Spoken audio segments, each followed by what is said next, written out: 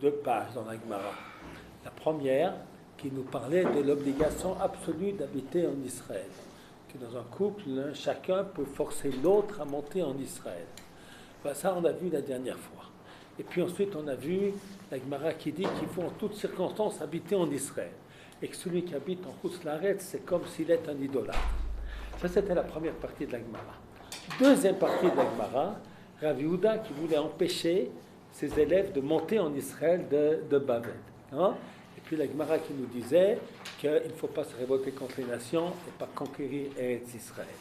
Alors, je vous ai expliqué que ça, c'était cette deuxième Gemara, c'est les arguments du monde, un des arguments du monde haredi contre le sionisme, parce qu'il ne faut pas hâter le temps. Il ne faut pas hâter le temps. Alors, on a expliqué cette Gemara de plusieurs manières. D'abord, elle n'est pas rapportée par les décisionnaires d'Halacha, par personne. Il y a d'autres Gemara qui disent le contraire. Et puis, cette Gemara vient nous expliquer qu'il y a des temps. Il y a des temps de Galout et des temps de... Je ne sais pas si vous expliquez ça. Des temps de Galout et des temps de Goula. Rav Yehuda avait compris qu'il fallait mettre toute la centralité du judaïsme autour du Beth Midrash, car dans un avenir proche, on n'allait pas retrouver le pays. Mais lorsque vient le temps de la délivrance, eh bien, il ne faut pas manquer de tôt. Et puis, j'avais parlé, ce que le Rav Ashkenazi expliquait, que cette Gemara donne les signes de quand c'est que le vrai retour a un peu la Torah. Parce que le retour eh bien, a été fait avec l'accord des nations. Et donc, c'est pas révolté contre les nations, puisque les nations, en 1917, en 1947, ont donné leur accord à la création de l'État d'Israël. Et puis, deuxièmement, qu'on n'a pas conquis Israël de l'extérieur, c'est ça qui signifie de la Bochoma. Et puis, troisièmement, eh bien, c'est marqué dans la Gemara qu'il a juré les nations de ne pas trop faire souffrir Israël, mais une fois qu'ils ont tous les fait trop souffrir, ces serments, même si on dit qu'ils existent, eh bien, ils sont caducs. Voilà ce qu'on a étudié là, les dernières fois. Alors aujourd'hui, on va s'occuper un petit peu de Halakha, de voir ce que la Ramban dit à propos de la mitzvah d'habiter en Israël, et ce que le Rambam dit. Non? Voilà, ce sont des choses de base pour savoir. Parce que si on a le temps, je vous montrerai aussi comment dans le Shulchan Aruch. Vous savez que le Shulchan Aruch ne s'occupe pas de toutes les questions halachiques. Il s'occupait surtout de la vie pratique des Juifs. Il ne s'occupe pas des lois du Mashiach, ou des lois du Sanhedrin, ou des lois de... une grande partie des mitzvot, par exemple les lois de Shemitah, ne sont pas marquées dans le Shulchan Aruch, etc. Mais il y a quand même des indications dans le Shulchan Aruch, comme quoi la mitzvah d'habiter en Israël, eh bien, elle existe en tout temps. Alors, on va regarder ici le Ramban. Alors, je vous ai dit la dernière fois déjà, la mitzvah d'habiter en Israël, on apporte un verset. Quel verset? Le verset de la paracha de Mas'é. Vorashtem et haaretz, vishavtem ba, ki lachen atat et haaretz lachet ota. Donc, vous prendrez possession du pays. Un verset ne peut pas être plus explicite que ça. Vous y habiterez, car c'est à vous que j'ai donné ce pays pour le prendre en héritage, la lachet ota. Donc, d'ailleurs, si on regarde la Torah, très important, le Chumash, on voit la centralité d'Eretz Israël dans la Torah. On voit que qu'est-ce que Dieu dit à Abraham en premier? Qu'est-ce qu'il lui dit? Le premier mot que Dieu a dit à Abraham, Lech Lecha. Il y avait un type un jour à Marseille, il y a un gars, il lui a dit, sale juif, retourne chez toi. Le juif, il a dit, ouais, Abraham a entendu ça de Dieu, moi je dois entendre ça, cette vérité du goy antisémite. Alors, c'est la première parole d'Akadosh Baruch Hu. Et chaque fois, vous allez apprendre en Chumash, chaque fois qu'Akadosh Baruch Hu parle à Abraham, il lui promet une descendance et lui promet Eretz Israël. Donc on voit qu'Eretz Israël est tout à fait fondamental. Aussi lorsqu'on parle à Yitzhak, aussi lorsqu'on parle à Yaakov. Et Yaakov, avant de mourir, il dit prenez, enterrez-moi en Eretz Israël. N'oubliez pas Eretz Israël. Et Joseph, qui était vice-roi en Égypte, eh bien, il dit attention, attention, lorsque vous allez quitter ici, que vous êtes libérés, vous allez prendre mes ossements avec vous. C'est-à-dire, bien que Joseph était vice-roi en Égypte, il était au plus haut niveau du pouvoir, il n'a pas oublié Eretz Israël. Et lorsque HaKadosh Baruch Hu parle à Moshe Rabbeinu, il lui promet Eretz Zavatra la de vache, le pays où coule le lait et le miel. Hein? C'est quelque chose de tout à fait fondamental. Alors avant qu'on regarde la halakha, il aimerait d'expliquer pourquoi c'est tellement important. Eretz Israël, pourquoi c'est tellement important? Qu'est-ce que c'est être juif? C'est Shabbat, c'est Kashrut. Quel rapport avec Eretz Israël? Ici qu'on peut, oui. On peut faire les mitzvot de la meilleure manière possible. C'est qu'en Israël, ça c'est la première bonne raison. En Israël, c'est là où on peut faire les mitzvot de manière vraiment bien. Oui, et toi tu dis non. Si on considère Israël en tant que peuple et que nation, toute nation a sa terre. C'est l'élément fondamental d'une nation. Voilà. Alors Noach nous dit, c'est la question de savoir si on est une religion ou si on est une nation. Alors comme on est une nation, d'ailleurs lorsqu'on parle de la conversion, vous savez, il y a des grandes marloquettes sur la conversion. Est-ce qu'on peut être américain sur la conversion ou est-ce qu'il faut être marmire et ne convertir que des gens qui ont l'intention de respecter toutes les mitzvot? Alors en vérité, on voit déjà là-dedans cette discussion. Est-ce qu'il y a une notion d'être juif, parce qu'on fait partie? Alors bon, quelqu'un, il ne veut pas tout, mais il est juif. Tandis que si tu vois qu'être juif, c'est à côté de la religion et pas du côté du peuple, eh bien, effectivement, c'est difficile à comprendre que quelqu'un puisse se convertir, ça n'a pas attention de tout respecter. Voilà. Alors, voilà. Et puis encore un troisième point, c'est que le dévoilement de Dieu sur la terre, c'est pas le fait que les Juifs habitent en Eretz Israël. Parce que Dieu ne peut pas intervenir tout le temps, pas qu'il ne peut pas, il ne veut pas, parce qu'autrement on n'est pas libre. Non? Alors comment le monde, l'univers peut savoir qu'il y a un Dieu sur la terre? Par le peuple juif qui dépasse les siècles et qui reste fidèle à la Torah et qui retourne sur sa terre.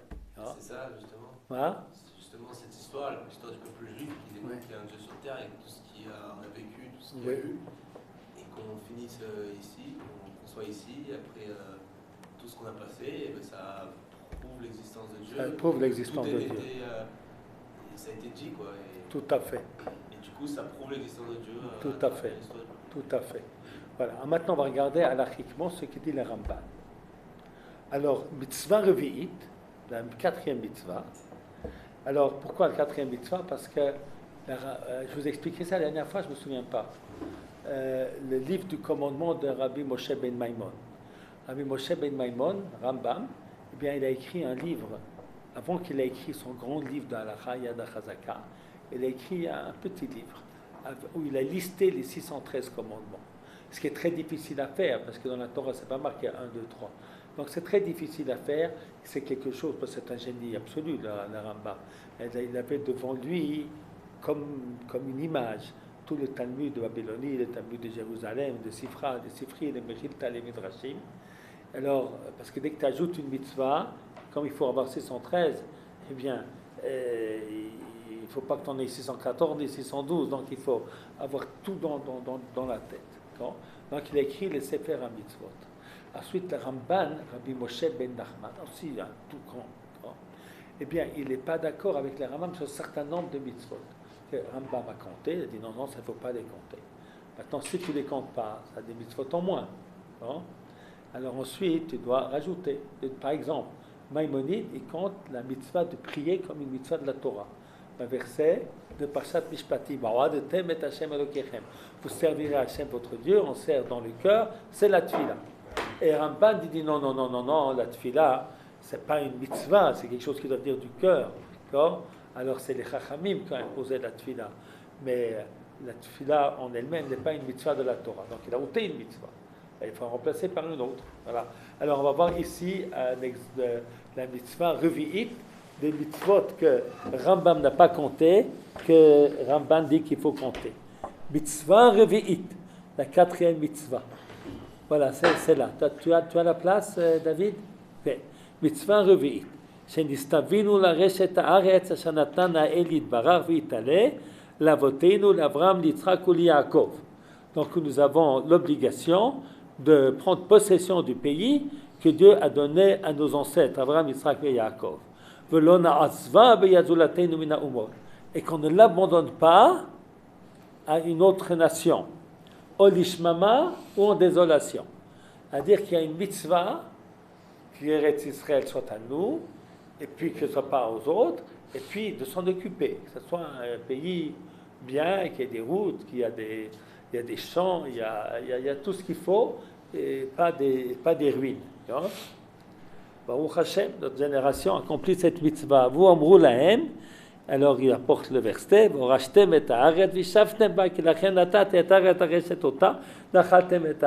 verset il amène le verset, d'où on apprend cela. Et puis c'est marqué cette mitzvah-là dans d'autres endroits dans la Torah. Ce n'est pas seulement ce verset-là. Par exemple, dans le premier chapitre de Dvarim, allez, prenez possession du pays, nous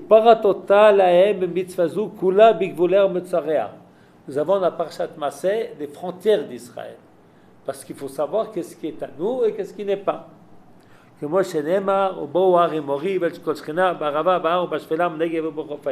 Ici, un des versets du Parshat Maseh qui parle des frontières. Elle a donné toutes les frontières afin qu'on n'abandonne aucun endroit.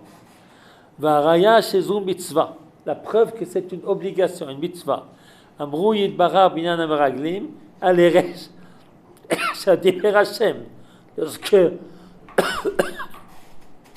après les meraglim c'est marqué, va prends possession comme Dieu a parlé.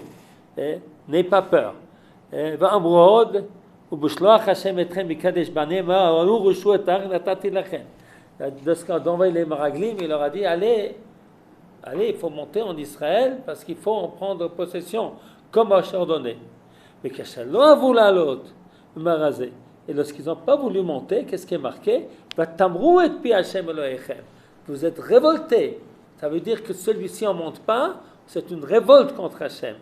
D'accord? Hera, Shaita, Ora'a, Shaita, Mitzvah, Velo Yehoud, Ba'avtacha. Le verset qui nous dit ce n'est pas une promesse, mais c'est une mitzvah. Et toute la question de savoir est-ce que ce verset c'est une promesse. En vérité, pour moi, même si c'est une promesse, ça ne change rien. Puisque Dieu nous promet quelque chose, il ne faut pas jeter la promesse en l'air. Mais Ramban dit, il faut être bien sûr, bien clair. Il ne s'agit pas d'une promesse, mais il s'agit d'une obligation. Maintenant, on va passer au prochain paragraphe. Omerani, qu'un mitzvah chez Chachamim afligin ba, v'idirat Eretz Israël. Alors, cette mitzvah, dans les Chachamim, dans la Gemara qu'on a étudiée, ils disent des choses extraordinaires dessus. Ad she'amru shekol hayotze mimena v'do b'chutz ha'aretz ibanecha koved avodah zara. Lorsqu'on t'a dit que celui qui quitte le pays, qui va s'installer en Chutz La'aretz, est comme un idolâtre. Alors on apporte le verset qu'a dit la Gemara. Et beaucoup d'autres expressions un petit peu exagérées. D'où ça vient tout ça? Alors, Akol ou mitzvah tazé. Tout est du fait du commandement positif. Shenastavinu la reshet haaretz ve'lashevet bo. Nous avons l'obligation de prendre possession du pays et d'y habiter. Imken, mitzvah taseh le dorot.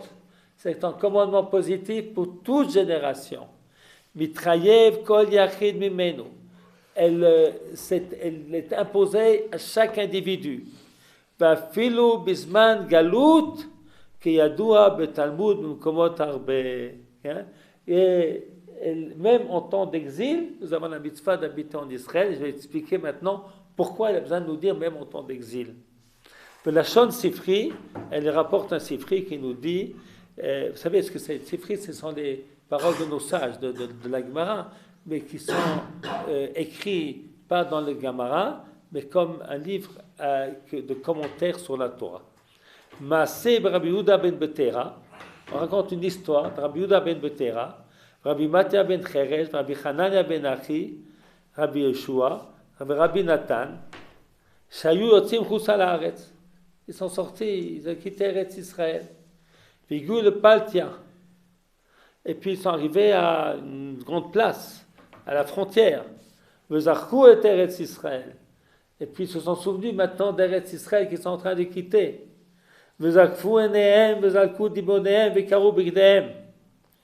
Alors ils ont déchiré leurs vêtements, ils ont pleuré. Vekaru amikra hazeh. Ils ont lu ce verset-là. Virishta, vishavta ba, vishamarta lasot.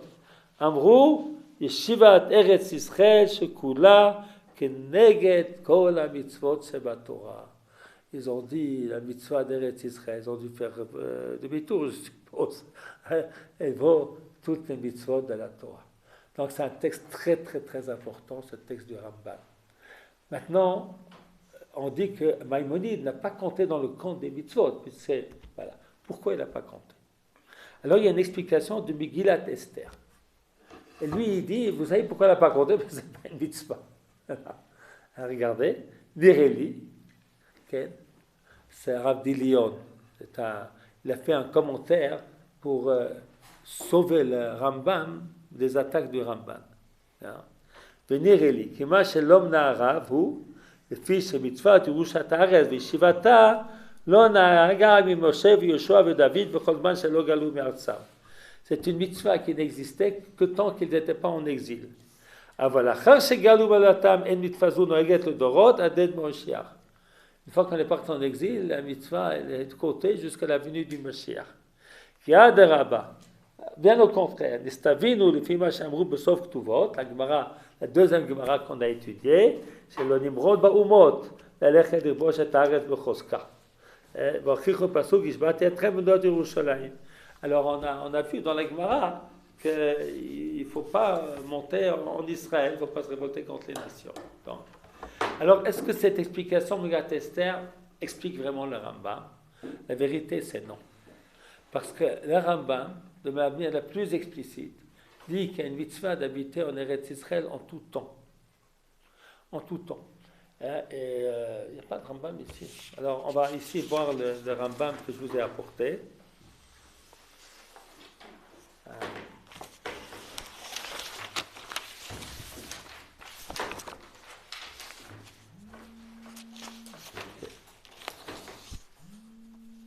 Alors,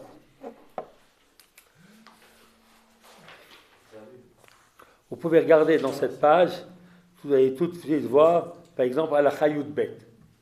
Le Olam Yadur Adam Beretz Israël, Vafilu Be'ir Sheruba Akum. En toutes circonstances, le Olam c'est toujours, d'accord? Il faut habiter en Eretz Israël. Donc on ne peut pas dire que le Rambam dit qu'il ne faut pas habiter en Eretz Israël. Alors d'après le Megillat Esther, c'est une mitzvah de Rabbanan. Je vais quand même essayer de vous expliquer. C'est que le Megillat Esther a dit tant de galout et pas tant de galout. Okay. Vous voyez que le Rambam lui-même, il a séparé son propos en deux parties. Si on reprend la page du Rambam, vous avez la première partie, prendre possession du pays. Et puis ensuite, il nous dit, deuxième partie, et moi je vous dis, c'est la mitzvah que les Chachamim disent d'habiter en Eretz Israël, eh bien, ça provient de la mitzvah de conquérir le pays et de s'y installer. Alors, il faut que je vous explique, c'est très important. On va comprendre mieux le Megillat Esther, ce qu'il a voulu dire, et puis on va mieux comprendre le fondement de cette mitzvah. Le Ramban n'a pas dit qu'il y a une mitzvah d'habiter en Israël. Il a dit qu'il y a une mitzvah d'habiter en Israël, mais il n'a pas commencé par ça. La mitzvah revit, shenistavinu la shevet beretz Israël. Il n'a pas dit comme ça. Comment est-ce qu'il a dit? De prendre possession du pays. Qu'est-ce que ça signifie? Ça signifie que la mitzvah est en vérité une mitzvah collective. Parce que prendre possession d'un pays, ce n'est pas un individu qui peut faire.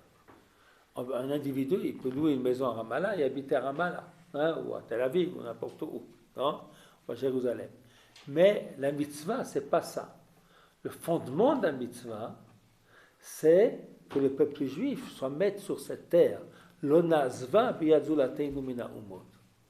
Alors, donc, la mitzvah, vraiment, ça laisse qu'on est sur notre terre. Hein? Alors, ce que dit le Megillat Esther, c'est que lorsque la terre d'Israël n'est pas dans nos mains, hein, n'est pas dans nos mains, qu'on est exilé, et que d'habiter en Israël, c'est d'habiter chez les Arabes, ou chez les Turcs, ou chez les Anglais, eh bien, c'est pas vraiment la mitzvah. C'est pas vraiment la mitzvah. Voilà. Alors, le Ramban, il est d'accord avec cette distinction, mais il n'est pas d'accord avec la conclusion. C'est vrai que la mitzvah, de manière complète, c'est pas d'un individu qui habite en Israël, c'est qu'Eretz Israël soit dans nos mains. Mais pour qu'Eretz Israël soit dans nos mains, qu'est-ce qu'il faut faire? Il faut habiter. Vous savez, toutes les mitzvot collectives sont des mitzvot. Vous voyez, par exemple, vous savez, Kriyat Torah. C'est une mitzvah collective, Kriyat Torah. Si quelqu'un il a manqué un jour, il est parti aux toilettes pendant Kriyat Torah, il n'a pas besoin d'aller chercher un autre minyan pour écouter la Torah. S'il n'a pas fait l'Amida, il doit faire l'Amida. Sortez au moment de l'Amida, du Tzibour, eh bien, il faut qu'il le fasse, l'Amida. Hein? Mais la Tfila, c'est une obligation de l'individu. Mais Kriyat Torah, c'est une obligation du Tzibour. Et maintenant, si moi je dis, moi je ne viens pas à la Tfila parce que c'est pas une mitzvah pour moi. Hein? Moi je suis juste, après la Mida, je m'en vais. Hein? Alors il y aura qui à Kriyat Torah? Il n'y aura plus personne. À dire qu'une mitzvah collective est une mitzvah qui a besoin de la participation de chacun. Et c'est ça qu'il dit. Cette mitzvah que les individuels, que les Chachamim ont dit, elle provient du fond. Que la véritable notion de mitzvah d'Eretz Israël, c'est pas seulement d'y habiter, mais c'est d'être maître du pays. Alors maintenant, on comprend ce que va nous dire le Megillat Esther. Le Megillat Esther dit, la mitzvah, en tant que mitzvah mina Torah, c'est lorsqu'on est maître du pays. Maintenant, donc, d'après le Megillat Esther, aujourd'hui où les Juifs sont maîtres du pays, eh bien, c'est aussi une mitzvah mina Torah, selon lui, d'habiter en Israël. Parce qu'il a dit, lorsqu'il est venu du Mashiach, il ne savait pas qu'on allait retourner en Israël avant que le Messie se dévoile. Non? Mais c'est ça le principe. Donc pour moi, même d'après le Megillat Esther, il est bien entendu d'accord qu'un individu doit monter en Israël, ça ne fait pas partie de la mitzvah tassée. Car la mitzvah tassée, le commandement positif, c'est d'être maître du pays. Non? Parce qu'ils doivent certainement savoir que le Rambam il a écrit qu'il faut habiter en Israël, en toutes circonstances. Mais ça, c'est pas la mitzvah assez de la Torah. C'est comme ça qu'il faut comprendre le Megillat Esther. Alors, on va, voilà. On va maintenant regarder un petit peu le Rambam de manière plus approfondie.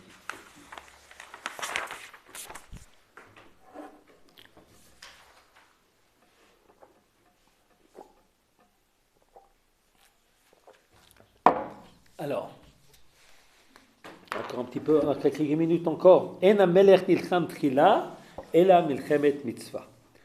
C'est Rambam Ilchot Melachim Perekei. La première guerre que fait le roi, c'est milchemet mitzvah. Fait ezoui milchemet mitzvah. Quelle est la guerre de mitzvah?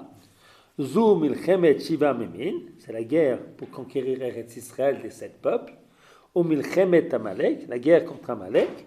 Bezrat Israël miyatzar sheba alehem. Et aider Israël lorsqu'il y a quelqu'un qui veut nous attaquer. Non? Alors ça c'est très important ce passage de Rambam. C'est de là qu'on apprend. A priori c'est évident, on n'a pas besoin d'apprendre parce que c'est évident. Mais ce qui a une mitzvah de faire son service militaire, c'est une mitzvah. Yatzar sheba alehem. Parce que nous vivons aujourd'hui en Israël. Est-ce qu'on a des ennemis autour de nous? Oui. Est-ce que nos ennemis à l'intérieur de nous? Oui. Et à l'intérieur et tout autour. Comment est-ce qu'on peut vivre ici? Il faut une armée. Il faut une armée, il faut Shirut Bitachon Klali, il faut plein de choses. C'est, comment on appelle ça, les services secrets. Et, voilà. Shirut Bitachon Klali, ça veut dire service de sécurité globale. Voilà. Après ça, on peut faire des autres guerres pour agrandir le pays.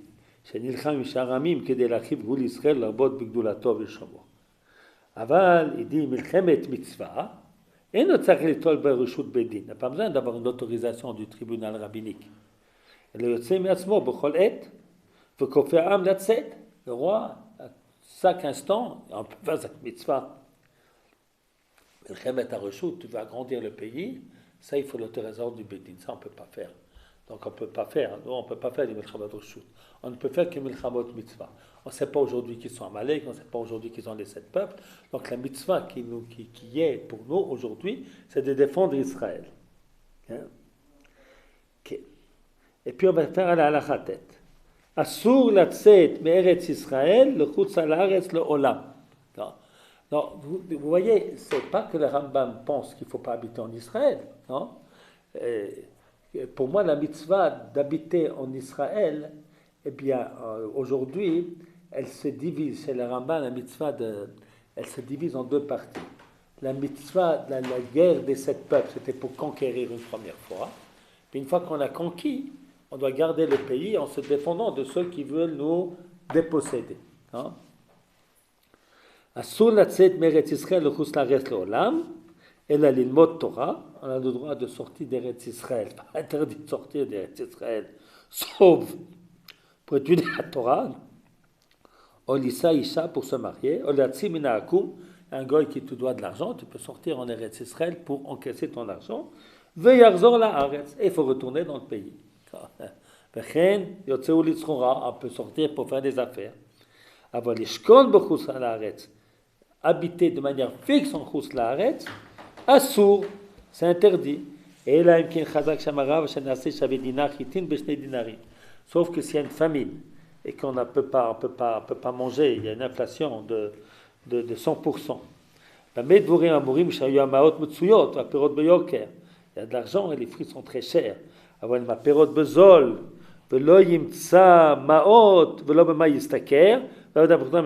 peut pas gagner sa vie. Il a le droit de sortir là où il va pouvoir subsister. Bien que c'est permis de sortir lorsque tu n'as pas la parnassa, et nomidat chasidut. Ce n'est pas une qualité de piété. Share, Machlon, Vekilion, Shnei Gdolei Hador hayu. Machlon, Vekilion, ce sont les. Ça, c'est dans l'histoire de Ruth. C'est qu'il y avait en Israël, il y avait un monsieur qui s'appelait Elimelech. Elimelech, c'est un homme très important il habitait où?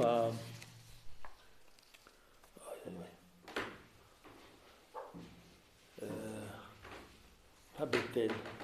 Vous savez un Tanakh ici? Bethléem. Bethléem, voilà. Alors, il habitait à Bethléem, puis il y avait une grande famille. Où à Jérusalem? Non, à Bethléem. Bethléem, c'est pas loin de Yerushalayim, c'est vrai. Alors, il habitait à Bethléem, et puis il y avait une grande famille en Israël. Alors, eux, ils étaient des personnages importants, Elimelech. Alors, il a décidé de quitter le pays, d'aller au pays de Moab. Avec ses 2 enfants, sa femme, qui s'appelait Naomi, et puis ses 2 enfants, qui s'appelaient Machlon et Kilion. Et puis alors, ils sont arrivés dans les plaines de Moab, ils se sont mariés avec des goyotes. Elimelech est mort, Machlon et Kilion sont morts. Et la Gemara nous dit pourquoi.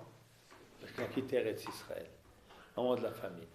Donc, bien qu'ils avaient le droit de quitter, c'est pas bien de quitter. Ils sont punis, ils sont morts, c'est une grosse punition, quoi. Quoi? C'est une grosse punition. C'est une grosse punition. De mourir parce qu'on n'est pas parti d'Israël. Ouais. Vous voyez, il est extrémiste, là, Rambam. Hein? Ouais. Voilà.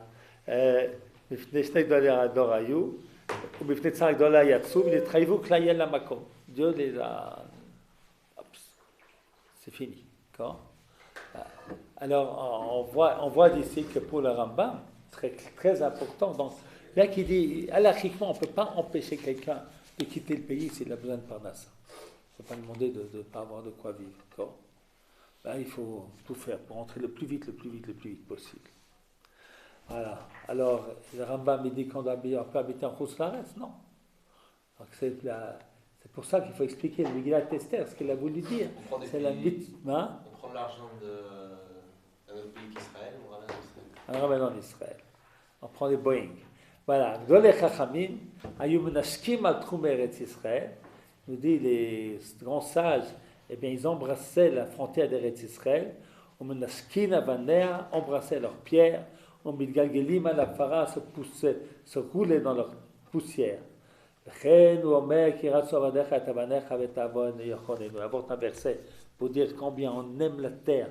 C'est un petit peu mystique là, ce qu'il parle ici, le Rambam, c'est poétique. En général, c'est un type d'halakha carré.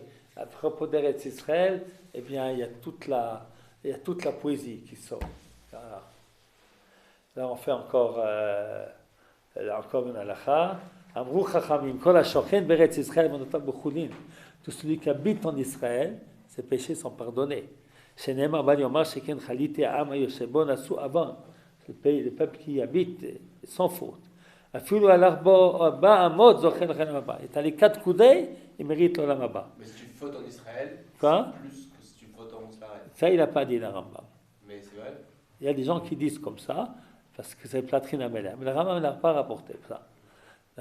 Il a choisi, parce que par exemple, cette Gemara, c'est dans la Gemara de Ktuvot. Il n'a pas choisi la Gemara qui nous dit qu'il ne faut pas monter de Babel en Eretz Israël.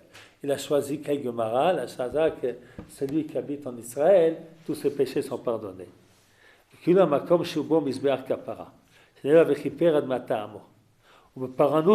les punitions, il nous dit, tu vas mourir sur une terre impure.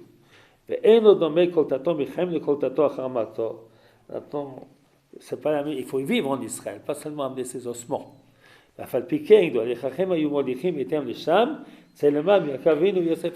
Malgré tout, que l'essentiel c'est de vivre, mais si on n'a pas eu ce mérite-là, on a demandé d'apporter les os de notre corps. Voilà. Le olam yadur adam beretz Israël afilu be'ir sheruba akum. En toute circonstance, on doit habiter en Israël, même dans une ville, la majorité non juive. Donc le chidouché, bien que tu n'es pas indépendant, hein, malgré tout, il faut habiter en Israël. Même en période d'exil. Et pas d'habiter en Chutz Laaretz, dans une ville, la majorité juive. Il apporte les versets qu'on a vus dans la Gemara. Poranut omer ve'ladmat Israël lo yavo, כשם שאסור לצאת מהארץ לחוץ על הארץ, כך אסור לצאת מבבל לשאר הארצות. Mais comment ils peuvent... la Gemara elle est claire, quoi. Comment des autres juifs ils peuvent la comprendre différemment? Non, parce qu'il y a la Gemara qu'on a faite. Oui, elle dit l'inverse. Oui. Mais elle dit... je comprends pas, c'est-à-dire les gens ils n'étudient pas toutes les Gemarotes. C'est pas une réponse. C'est pas une réponse. Voilà pour aujourd'hui. Enfin, encore, voilà. Alors, je vous rendez les feuilles si vous ne les gardez pas précieusement, je les reprends.